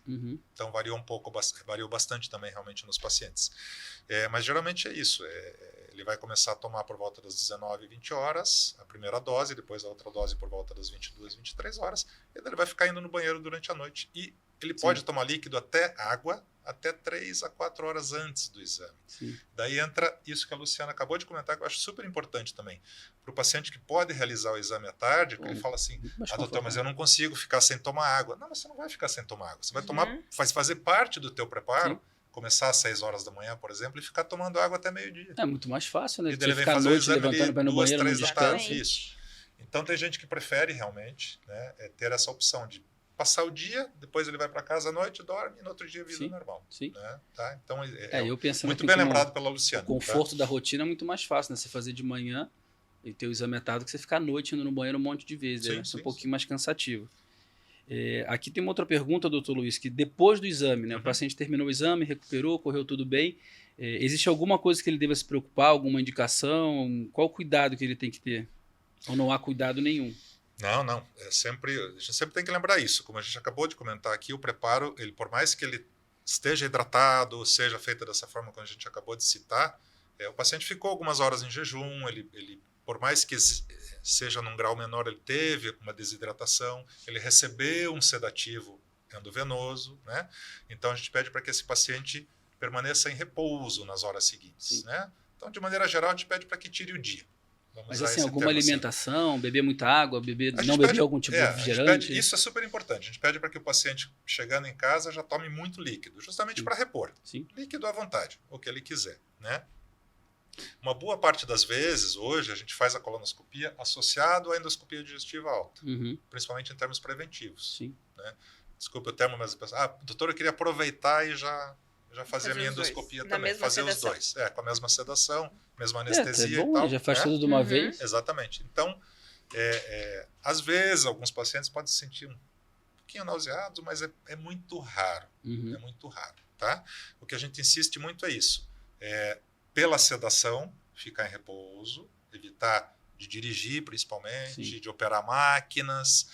Antigamente a gente falava assim de assinar cheque. Hoje a gente fazia um Pix, tá bom? Então, qualquer coisa assim, assinar algum papel, algum documento, então evitar esse tipo de coisa. Por quanto tempo? 6 horas, 8 horas? Em torno de 6 a 8 horas, exatamente. Tá? E daí, como ele passou também a noite, às vezes, indo ao banheiro, ele está cansado, vai para casa descansar, uma alimentação um pouco mais leve, como se perguntou. Sim. O que é um pouco mais leve? Não vai sair e não vai na churrascaria. O cara assim, tô há 3 dias de dieta, vou comer uma feijoada. O organismo vai... O cara faz o exame com a gente sábado de manhã e fala, quer ir lá e comer uma feijoada? Não, vai fazer uma refeição mais leve. Posso comer um arroz, um grelhado, uma salada, pode, sem problema, uma alimentação dentro dessa normal. Você acaba quase fazendo um detox, né? Você colocar uma pancada dessa para a churrascaria, uma feijoada, o organismo deve responder com... E às vezes o paciente ainda está com um finalzinho de ação do laxante ainda, assim, sabe? Sim. Então, por isso que a gente pede que ele respeite essas próximas horas com uma alimentação mais leve, bastante hidratação.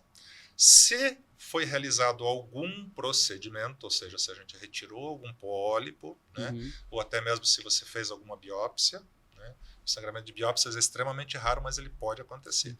Então, a gente chama a atenção do paciente para isso. Se observar sangramento vivo, importante nas fezes, né, ou se tiver algum sintoma de dor, de desconforto abdominal, de estufamento, voltar a entrar em contato com o serviço, né, para que a gente daí dê as orientações. Se precisar, esse paciente volta lá, ele é atendido por alguém da equipe ou alguém do ecomédico lá do nosso time dos clínicos também, né? Sim. Faz, se precisar fazer algum exame complementar ali, ele faz.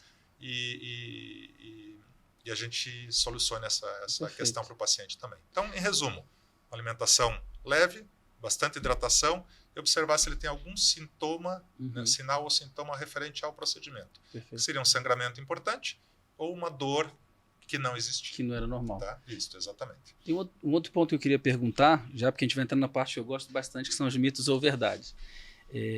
Hoje o Ecomedical Center ele é preparado também, principalmente nesse andar da gastro, né, que fica no terceiro andar, a gastro, a coloproctologia e os exames de endoscopia e colonoscopia, então é tudo integrado hoje no mesmo pavimento. A gente tem cadeiras adaptadas para pacientes obesos, então você que está em casa, às vezes tem um sobrepeso, lá a gente está preparado para atender você até nesse nível de cuidado, de ter uma cadeira que o paciente consiga sentar confortável.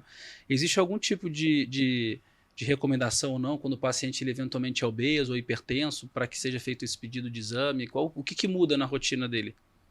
O paciente obeso, normalmente, para a solicitação de exame, não tem nada específico, assim, né? O lugar, normalmente, ele é preparado para pacientes mais obesos, não é uma questão que vai trazer algum preparo diferente, alguma forma diferente, não tem. O paciente que ele é hipertenso, aí dependendo idade do paciente, quais são suas comorbidades, uso de medicação que ele faz, aí vale a pena a consulta com o anestesista, como o doutor falou, e muitas vezes consulta com o cardiologista para fazer esse preparo, ver qual medicação vai usar no dia, né? Não são todas as medicações que são mantidas, dependendo qual for a comorbidade do paciente, por exemplo, diabetes muda um pouquinho como que vai fazer a medicação, mas seria mais esse aconselhamento pré.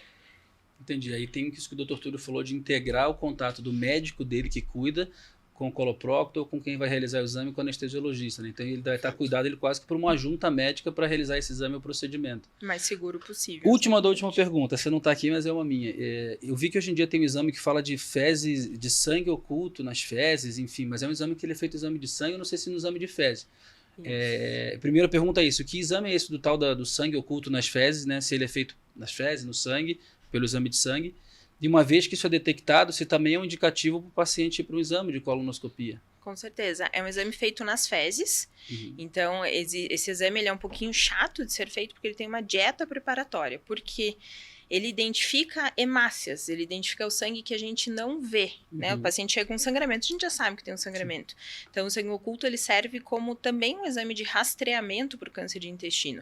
E então, a dieta é uma dieta bastante restrita, não pode se alimentar de carne, de beterraba, nada que venha a trazer um falso positivo. E ele vindo positivo, ele é sim uma indicação de colonoscopia para investigar se realmente tem algo sangrando.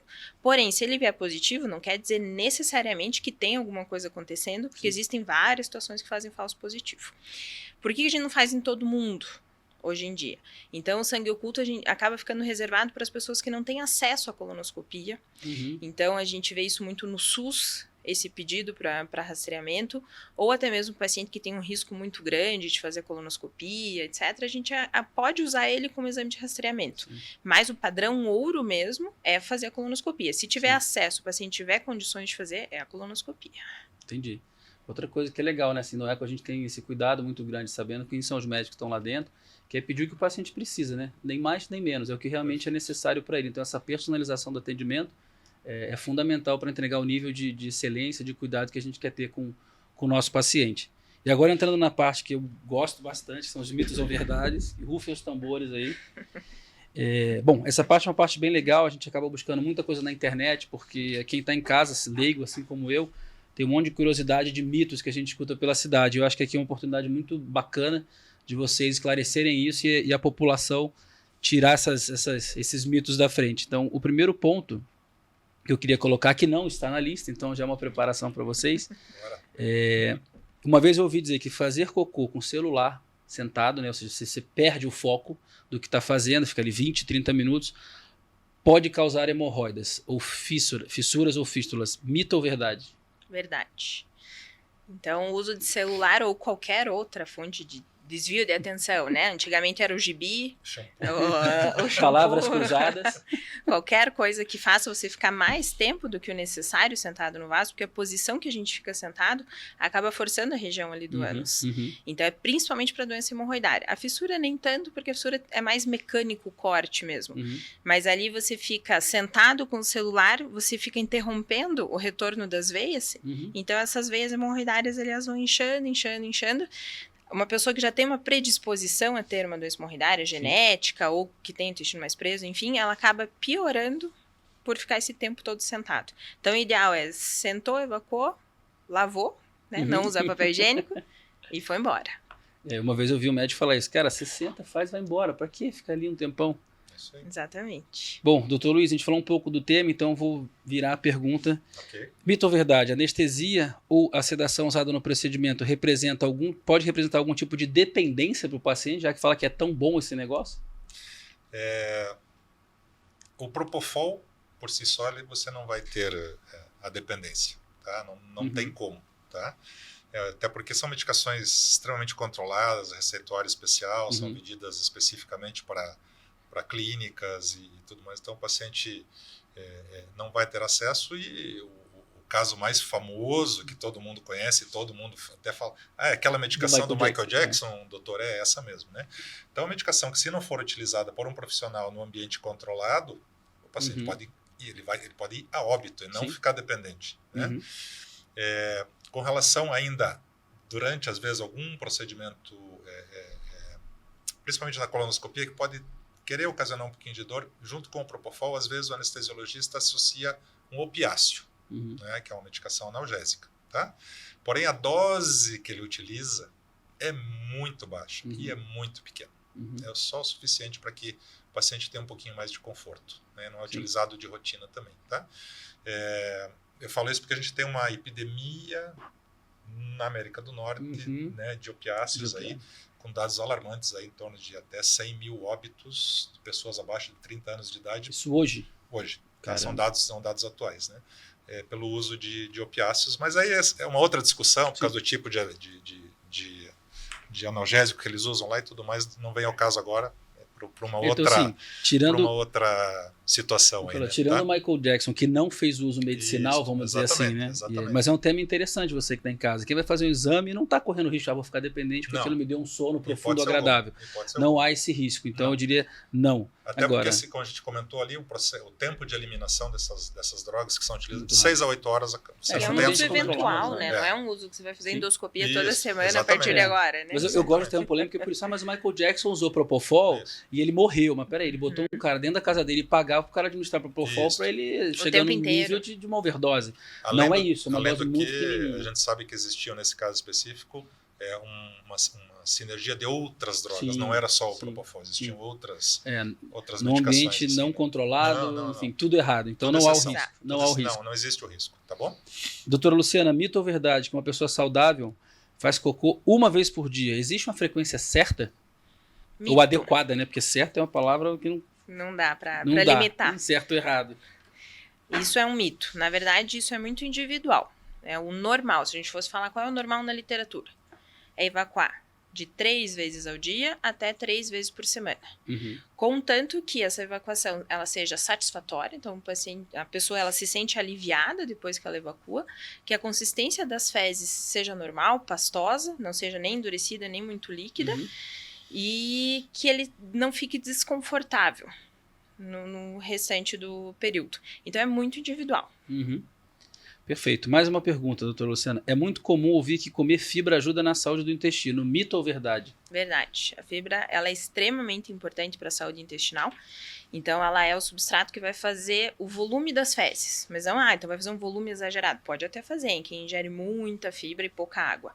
Porém, é o que vai fazer com que você consiga eliminar o cocô de uma forma mais fácil, né? Ele Uhum. tem que ter um volume adequado. Sim. Além disso, as fibras, elas são o alimento das bactérias boas que estão dentro do intestino, a famosa flora intestinal. Então, se a gente não tiver uma dieta adequada em fibras, vai ter uma flora intestinal doente e isso pode acarretar problemas de hábitos de evacuação e liberação de hormônios de bem-estar, enfim, tudo que o intestino é capaz de proporcionar. Entendi. Aí tem um ponto que eu queria colocar, não vou dar nome aqui para não comprometer, mas tem um amigo meu que é um caso interessante, alguém em casa pode ter isso aqui também, um pouquinho saindo do mito ou verdade. Ele desde sempre evacua ou faz cocô líquido, a vida inteira, já foi em 200 médicos, a gente brincava com ele na faculdade, o que ele comia era o pato, tinha que correr pro banheiro. Óbvio que não é normal, mas ele fez todos os exames e nunca descobriu nada. Existem casos assim que simplesmente o cara não consegue, ou a pessoa não consegue fazer as fezes sólidas. Existe, né? A gente busca investigar tudo, né? Todo o intestino delgado, intestino grosso, a parte do pâncreas também, né? Das enzimas do pâncreas que fazem a digestão dos alimentos, ou da parte biliar também, dos ácidos biliares que fazem a digestão. A gente tenta investigar tudo possível, mas às vezes está fora do nosso É uma alcance. condição dele mesmo, né? E aí talvez seja algo que ainda vá ser diagnosticado e não se chegou à conclusão até hoje, ou é o padrão dele de evacuação, Sim. se isso não traz consequência. Então, ele não emagrece, ele não tá Não. com anemia, ele não tá desnutrido. Normal. Então, às vezes é realmente pessoal dele. Mas se você em casa está com esse problema, procura um médico para ter certeza, Com né? certeza. Porque ele fez o que você possa imaginar e realmente o médico fala, olha, eu tô bem, tô saudável, ele até malha pra caramba, é forte, faz um monte de coisa, mas não tem jeito. Ele falou, cara, eu já desisti eu não tenho nada, eu tô saudável, mas procure o médico, porque poderia ser alguma coisa, e ele teve Sem esse dúvida. cuidado. É um diagnóstico de exclusão. Você excluiu É, qualquer isola tipo tudo. de doença mais grave ou qualquer tipo de doença possível. Sim. Aí você considera que é normal. Ótimo, vamos lá, mais um ponto aqui, doutor Luiz. É mito ou verdade que a colonoscopia substitui a endoscopia? Isso tá errado, né? Lembrando que a endoscopia É por cima, pela exatamente. boca, a colonoscopia Isso, o exame exatamente. por baixo. Por baixo, exatamente. Então, é justamente esse é o grande diferencial. Quando você faz porque você usa o termo genérico endoscopia. A endoscopia pode ser digestiva alta ou digestiva baixa, certo? Assim como você tem endoscopia urológica, você tem endoscopia sinusal, do otorrino, enfim, existem outros tipos de endoscopia. A endoscopia é uma técnica que é utilizada para exames. No nosso caso da parte do aparelho digestivo, a gente tem a endoscopia digestiva alta, onde a gente vai ver o esôfago, o estômago e o duodeno, que é o começo do intestino delgado, né? E quando a gente fala na colonoscopia, a gente vai ver reto, dependendo, lógico, do profissional, mas a gente vai fazer a inspeção já para ajudar alguma coisa com relação à parte de doenças orificiais, que foi citada, as hemorroidas, fístulas, fissuras. Vamos ver o reto, vamos ver todo o cólon, e eu posso também ver o finalzinho do intestino delgado quando ele está chegando no intestino grosso. Então, como a gente já comentou, são exames diferentes, com preparos diferentes, com indicações distintas, mas que podem ser realizados no mesmo momento, né? Tá? Então, primeiro faz a endoscopia digestiva alta, depois faz a colonoscopia. Eu vou aproveitar que você perguntou, porque talvez chegue alguma pergunta aí do pessoal que falou, mas tem a cápsula hoje em dia, eu já ouvi falar também do exame que é a tomografia virtual, a colonoscopia virtual. Esses exames substituem a colonoscopia? Também não, eles são exames que são utilizados para outras situações, né? Então, a cápsula endoscópica, que é uma metodologia onde o paciente engole uma microcápsula, que vai tirando fotografias, milhares de fotografias, isso através de um software, de um sistema, é jogado no computador e você tem como se fosse um exame endoscópico, né? Quadro a quadro, mas numa velocidade tão rápida que parece um exame endoscópico. A grande indicação dela é para pacientes com anemia, que a endoscopia e a colonoscopia e outras causas foram afastadas. Então você pode procurar uma causa, eventual, um sangue oculto, como a Luciana falou, né, que você questionou também. O paciente tem um sangue oculto positivo, endoscopia normal, colonoscopia normal, mas insiste, está fazendo anemia, então é um exame que pode ser indicado, ou eventualmente em algumas doenças inflamatórias intestinais que podem acometer o intestino delgado. Tá? Com relação ao exame radiológico, seria a colonoscopia virtual, ele é um exame que demanda preparo, da mesma forma que a nossa colonoscopia tradicional. É um exame onde o paciente vai receber pelo reto uma injeção de contraste e de ar, e que isso depois não vai ser retirado, o paciente vai ter que eliminar espontaneamente, ou seja, vai ficar com um desconforto importante depois do exame por um período, né? Ressalto que quando a gente faz a colonoscopia, a gente também injeta ar, mas no mesmo momento a gente já aspira este ar também. O aparelho permite isso, então o paciente sai confortável da sala também. Por isso que a gente falou se ele tiver alguma dor depois, ele tem que nos procurar, porque é para ele sair sem dor de lá de dentro, tá bom? E se nesse exame radiológico virtual, se achar um pólipo, ele tem que fazer a colonoscopia, para a gente ir lá e remover este pólipo. Então, ele é um exame que a gente indica, mas, por exemplo, quando eu não consegui realizar uma colonoscopia, como a gente comentou no início, tecnicamente não consegui passar, ou o paciente tem uma alergia a propofol ou a qualquer tipo de anestésico, ele não pode receber anestesia. Então, são situações muito específicas e que daí a importância de procurar o seu profissional médico de confiança que vai orientar com relação a isso. Mas, respondendo à tua pergunta, nem a endoscopia substitui a colonoscopia, porque são para situações distintas, e nem essas duas técnicas que eu acabei de citar, que é a cápsula endoscópica ou a colonoscopia virtual, substituem a colonoscopia, que é, como a Luciana falou, é nosso gold standard, é o método padrão ouro para diagnóstico de doenças do cólon, né? E um ponto importante aqui, está começando a ficar com uma audiência muito grande, muito leigo também assistindo. Gente, pelo amor de Deus, é feito no mesmo momento, mas são tubos diferentes. Sem né? dúvida. Ai, meu Deus, vai fazer endoscopia com o mesmo tubo que fez a colonoscopia? Não. Endoscopia é um tubo, é um tipo de equipamento diferente do tubo da colonoscopia. Então não se preocupem, não há risco de troca, eles são inclusive diferentes. Exatamente. Dr. Luiz, a gente falou um pouco, mas agora mito ou verdade, acho que vale reforçar esse tema. É verdade que através da colonoscopia é possível fazer a remoção dos pólipos ou tumores identificados? Mito ou verdade? A gente já tocou nesse assunto mesmo, você tem razão, mas é uma verdade. A gente, como falei, na imensa maioria das vezes a gente já consegue a resolutibilidade dessas lesões até 2 centímetros já durante o próprio ato endoscópico. Né? Durante a própria colonoscopia, isso já é feito, já é removido, e o paciente já vai para casa tranquilo. Uma coisa que a gente não comentou, porque até você citou alguma coisa ali com relação à preocupação dos pacientes com alguma complicação, né? Tem que lembrar que as complicações elas podem acontecer, mas que nós também temos no nosso arsenal terapêutico do endoscopista coisas, né, e situações onde a gente pode agir na hora do procedimento. Então, por exemplo, eu retirei um pólipo e o paciente começou a sangrar, porque tinha um vaso lá, uma formação qualquer vascular, e ele começou a sangrar. Puxa vida, ele tem que sair correndo para o centro cirúrgico e começou a sangrar? Não. A gente dispõe de métodos injetáveis ou de clips, que são pequenos grampos, né, para o pessoal de casa entender melhor, onde a gente pode conter esse sangramento de uma maneira muito tranquila, muito segura, né, e evita esse tipo de situação também. Então, não é só o exame, não é só a terapêutica, mas a gente também tem um arsenal à nossa disposição para o tratamento das eventuais intercorrências que aconteçam. Perfeito. Isso veio ao longo dos anos se desenvolvendo, por isso que hoje em dia é muito raro o paciente precisar de um procedimento depois, de um procedimento cirúrgico depois de um exame endoscópico que porventura tem alguma intercorrência. Perfeito. Tá? Doutora Luciana, mito ou verdade que precisamos tomar cuidado com o uso de probióticos e outros medicamentos para dores no estômago ou intestino? Isso é mito ou verdade? Verdade. Então, o probiótico ele vem se tornando cada vez mais popular, né? Reposição de flora intestinal, por vários motivos, tem se mostrado vários benefícios do uso de probiótico. Porém, a gente tem que entender que ele não é para todo mundo, né? O uso indiscriminado não pode ser feito para ninguém.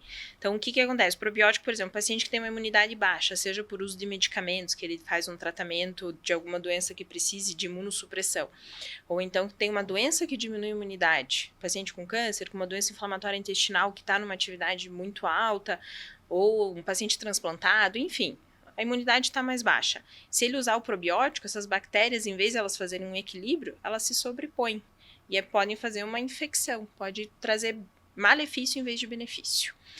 Dos outros medicamentos usados para intestino, por exemplo, o uso de laxante. O uso de laxante de forma também inadvertida. Usa bisacodil, chá de sene, por exemplo, que as pessoas às vezes usam eventualmente. Ao longo dos anos, esse uso corriqueiro começa a alterar a mucosa do intestino e faz com que ele não responda mais. Então, ele perde a função de propulsão das fezes. Então, o paciente chega uma hora que nada mais funciona. Nossa. Outra coisa para a gente pensar, o remédio para vermes. Antigamente se fazia o remédio de vermes uma vez por ano, a cada 6 meses, dependendo do risco da pessoa. Hoje se sabe que ele também, a longo prazo, pode fazer uma bagunça de flora intestinal e pode, inclusive, alguns estudos falam em predisposição a doenças inflamatórias intestinais, como a doença de Crohn.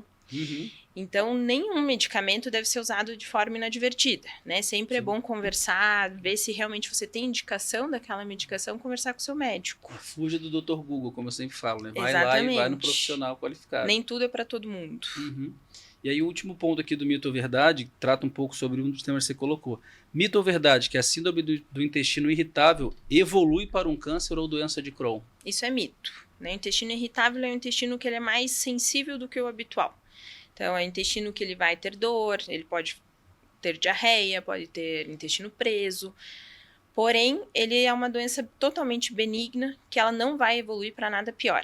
E o diagnóstico do intestino irritável, ele pode fazer diferencial com câncer, fazer diferencial com uma doença inflamatória intestinal.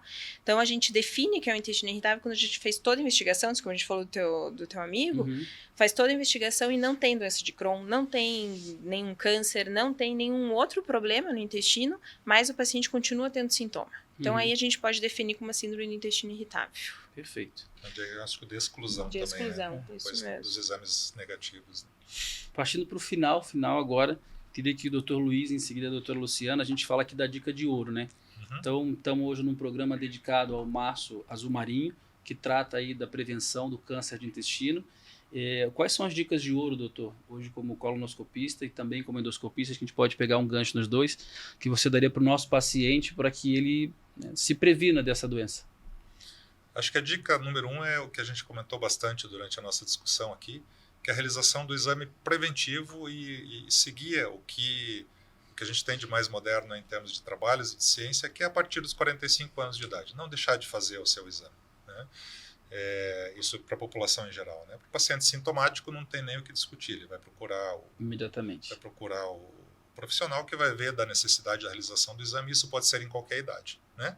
Lembrando também daqueles pacientes que tiveram a história familiar ou alguma outra síndrome genética que predisponha, que converse muito sério com o seu médico, seu profissional. Isso também hoje está bem difundido.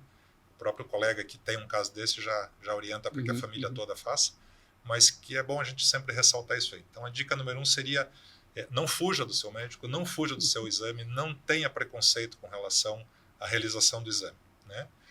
A segunda dica é que, pegando um gancho nessa primeira, é que não tenha medo da anestesia, né? Não tenha medo do preparo. Eu costumo comentar com os meus pacientes que é melhor você passar uma noite ou um dia indo ao banheiro, né, com uma diarreia induzida, controlada ali, do que depois ter que fazer uma cirurgia, ou ter que fazer uma quimioterapia, ou uma radioterapia, ou até fazer uso de uma bolsa de colostomia, né? Que são situações extremamente desconfortáveis, extremamente desagradáveis, não só para o paciente, mas para os seus familiares. Sim. Então, às vezes, por causa do medo desse desconforto, ou da insegurança, ou da vergonha, o paciente pode lá na frente daí ter que se submeter a muitos piores tratamentos e situações. Perfeito. Tá? E para finalizar, sempre tenha certeza de que você vai fazer o teu exame com um bom profissional. Tá? Hoje em dia isso é muito fácil de você conseguir identificar através do site do Conselho Federal de Medicina. Você vai poder ver lá a especialidade do médico que está te atendendo. É só você botar o nome dele lá. Porque daí você vai ter certeza que você está fazendo com um bom profissional, com um profissional habilitado, com um profissional que vai usar todo o conhecimento e toda a tecnologia a seu favor. Sim. Tá? E aquilo que eu citei no começo, né? O bom profissional ele não ultrapassa limites. Tá? Então, não tenha medo, não tenha vergonha e procure um profissional de confiança num centro médico de confiança. Acho que essas são as dicas principais que a gente pode tirar da nossa conversa hoje. Excelente. Doutora Luciana, aqui a gente está falando no momento que o paciente já está passando por um procedimento de um exame e que eventualmente vira um procedimento. E eu queria que você deixasse para a gente aqui, para a audiência no final, qual que é a dica de ouro para a gente manter o intestino saudável e evitar que ele chegue no momento de precisar de uma colonoscopia porque já está com sangramento. Então, assim, acho que existem 3 pilares do intestino saudável que a gente tem que buscar. O primeiro pilar é a ingestão de fibras. Então, todas as refeições têm que ter alguma fonte de fibra, uma dieta saudável como um todo, né? Lógico que tem suas exceções, mas a ingestão de fibras diária, que isso é o substrato para o intestino saudável. Segundo pilar, a ingestão de água. Então, a água ideal seria em torno de 35 ml por quilo para todas as pessoas. Individualmente, acaba variando um pouquinho, mas o geral é 35 ml por quilo. Então, uma pessoa aí de 70 quilos, 2 litros e pouquinho, aí ela vai ter que ingerir por dia. E o terceiro pilar do funcionamento do intestino é a atividade física. Então, a atividade física ela tem diversos benefícios em relação ao intestino. Tem o benefício realmente de impulsão mecânica, então o movimento ele faz com que o intestino ele funcione mais, mas além disso, a atividade física libera hormônios de bem-estar, serotonina, dopamina, e isso acaba agindo diretamente no intestino também para ele ter um bom funcionamento. Então, como um resumo, são hábitos de vida saudáveis. Perfeito. É um ponto interessante que a doutora coloca aqui, porque em todos, água e exercício e boa alimentação. No caso, a gente tratou da fibra aqui hoje, mas a gente já está no 9º programa, né? Aliás, estamos chegando quase no programa 10, é muito bacana essa questão de alimentação saudável, água e exercício físico. Eu acho que é a base da saúde como um todo, né? E cada vez mais a gente vem negligenciando isso, né? Com essa vida digital, sentado, sedentarismo. Então é importante que a gente cuide disso. Posso só dar mais uma dica aqui? Claro, só por favor. Que eu tinha pedido hoje de manhã para o pessoal fazer um levantamento para mim, então só para o pessoal ter ideia, porque às vezes as pessoas falam, mas a colonoscopia, que a gente está falando dessas dicas de ouro que eu falei, ou das pessoas que têm medo, né? Eu peguei os dados aqui que me passaram hoje de um grande plano de saúde aqui de Curitiba, que tem mais de 600 mil vidas, né? Esse plano de saúde, o ano passado, ele reembolsou, ele pagou 34 mil colonoscopias aqui na cidade de Curitiba. Só em Curitiba? Só em Curitiba. Caramba. Tá? Então, dá praticamente 100 exames por dia de colonoscopia, se a gente fosse trabalhar sábado e domingo, né? Então, só para o pessoal ter ideia de como, hoje em dia, como a gente já reforçando nossa ideia inicial, de como um exame comum, vamos dizer assim. Desde que todos esses cuidados que a gente citou sejam tomados. Troque 3 dias por 5, né? Vale a pena. Tá? Gente, obrigado pelo tempo de vocês, como eu sempre digo, reforço aqui. essa doação que vocês fazem aqui para a gente do tempo de vocês, que é um tempo muito escasso. Então, obrigado, doutora Luciana Clivati, obrigado, doutor Túlio. Tem sido uma alegria muito grande conviver com vocês no Eco, ver o paciente satisfeito, sair, que eu brinco, né? Quer falar bem da gente? Vai lá no Google, né? Divulga lá, ajuda bastante a gente, entra nas redes sociais, ajuda a gente a construir um programa melhor. Então, entrando lá no nosso direct do Instagram, @ecomedicalcenter CWB, você pode fazer pergunta, dúvida. Aqui vai entrar de novo o telefone se você quiser agendar alguma consulta, tirar alguma dúvida. Se você está se sentindo um pouco debilitado e precisa de um encaixe de consulta, reforça isso para o nosso atendente. Eles estão preparados para fazer encaixe de consulta para você. Então, o que eu digo, nós não temos emergência no Ecomedical Center porque a gente é um ambiente clínico ambulatorial. Então, você consegue fazer todas as consultas, todos os exames, pequenas cirurgias também temos no centro cirúrgico lá. Mas se porventura você está com desconforto leve e você está precisando de um encaixe de consulta e não quer ficar horas e horas num pronto atendimento de um hospital e que por muitas vezes você está exposto a algum tipo de doença que você chegou lá não tendo, no Ecomedical Center esse risco é quase que mínimo, porque a gente trabalha com ambiente clínico ambulatorial. Mas fazemos sim esse encaixe de consulta e a gente tem casos muito bacanas que a nossa central de agendamento conseguiu resolver problemas de pacientes que não estavam conseguindo encaixe, não estavam conseguindo uma consulta, e a gente teve esse cuidado de levar isso para ele. O programa hoje ele fica no YouTube completo, então o programa é de 1 hora e pouco, bem extenso, mas para quem quiser consumir esse conteúdo, vão ser soltadas, produzidas e soltadas várias pílulas que vão subir para o nosso Instagram, e a ideia é que você, consumindo esse conteúdo, traga dúvidas, traga pergunta. O nosso time está preparado para responder vocês através do corpo clínico que é acionado, e esse é o intuito desse programa. Então, procura a gente, vá no Ecomedical Center, eu tenho certeza que vocês vão sair super satisfeitos, e se tiver alguma coisa para melhorar, procura a administração, procura a recepção e fala para a gente, que a nossa prioridade lá é encantar, cuidar de vocês, encantar e cuidar dos médicos. Então, obrigado aí pela audiência e vamos para o 10º programa daqui a pouco.